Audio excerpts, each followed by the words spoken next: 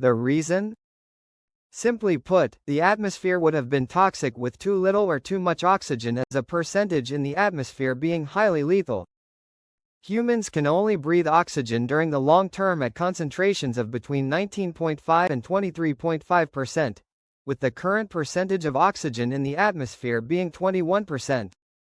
And yet, the amount of oxygen in the atmosphere during the last 700 million years has varied from as low as 2.86% to as high as 30.57%. This extreme range did not only lead to the extinction and development of many species, but also some unusual phenomena such as a time period during which fires were completely impossible.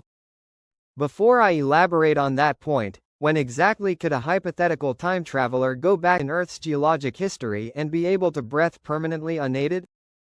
Well, the entirety of the last 39 million years are safe.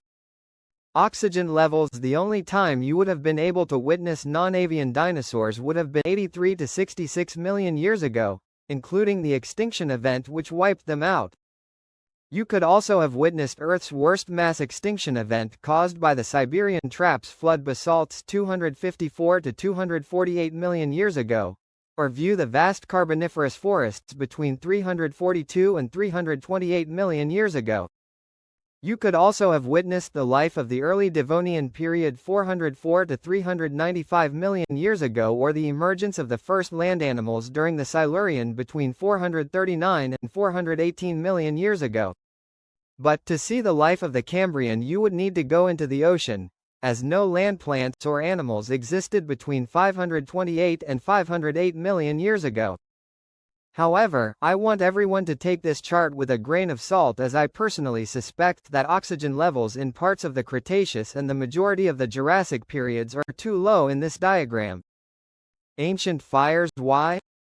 The prevalence of wildfire. Above 16% oxygen, fire can occur and spread, with wildfires spreading at insanely high levels above 23%. However, at between 15 and 16% there isn't enough oxygen for fire to spread, although isolated spot fires can form. But, below 15% fire and fire spread is completely impossible. Charcoal gap. One record that has been used to quantify the level of oxygen in the atmosphere is the prevalence of ancient charcoal which needs fire to form. Thus, if oxygen levels were to drop below 15% you would expect no charcoal to exist. And, this is exactly what occurred around 380 million years ago, creating a so-called charcoal gap, as oxygen levels dipped as low as 13.3%.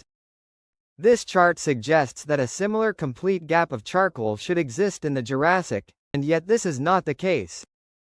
Spikes and dips. Let's now look at the high and low points of oxygen during the last 700 million years. The initial rise of oxygen 1.4 billion years ago caused the oxygenation of the deep sea, and as this increased it eventually led to the development of animal life with sponges, and then a widespread diversification of life occurred in the Ediacaran and Cambrian periods as levels continued to rise. The low point around 445 million years ago marks the late Ordovician mass extinction event, which itself was likely caused by a major flood basalt province. Flood basalts also caused a drop in oxygen levels around 250 and 190 million years ago, the former of which resulted in the extinction of insect megafauna. Insect megafauna such as a 2-foot-wide dragonfly which weighed as much 1 pound only rose to prominence because of increasing oxygen levels around 300 million years ago. As a final note, I would like to thank my new patron John Karen for supporting this channel.